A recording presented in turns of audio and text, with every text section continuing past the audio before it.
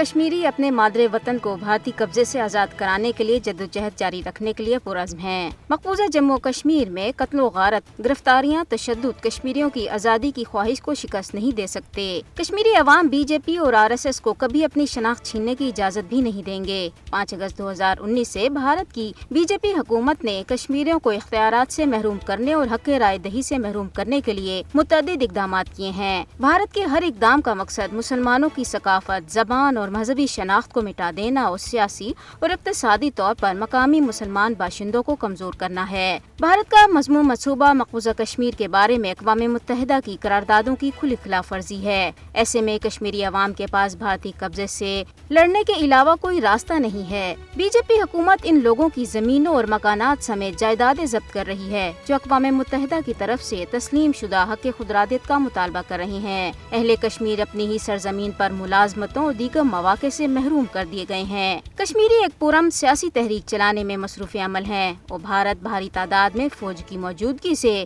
جموں و کشمیر کی متنازع حیثیت کو تبدیل نہیں کر سکتا۔ مودی حکومت اپنی فوجی طاقت کے ذریعے کشمیریوں کو زیر نہیں کر سکتی۔ اہل کشمیر بھارتی گولیوں کا سامنا کرنے کے لیے تیار ہیں لیکن ہتھیار ڈالنے کے لیے تیار نہیں۔ کشمیری بھارتی قبضے سے آزادی تک اپنی جانوں کا نذرانہ پیش کرتے رہیں گے۔ اہل کشمیر کی جرأت کو سلام جو بھارتی حکومت کے سامنے ڈٹ کر کھڑے ہیں۔ بھارتی مظالم کے خلاف عوام کی جاری جدوجہد کشمیر کی تاریخ کا سنہری باب بن کر رہے گی۔ مودی حکومت کشمیریوں کے جذبہ آزادی کو ہرگز شکست نہیں دے سکتی۔ جموں و کشمیر پر بھارت کا وحشیانہ فوجی قبضہ عالمی برادری کے لیے بھی ایک چیلنج ہے۔ وہ دن دور نہیں جب کشمیری اپنے وطن میں آزادی کی صبح دیکھیں گے، انشاءاللہ۔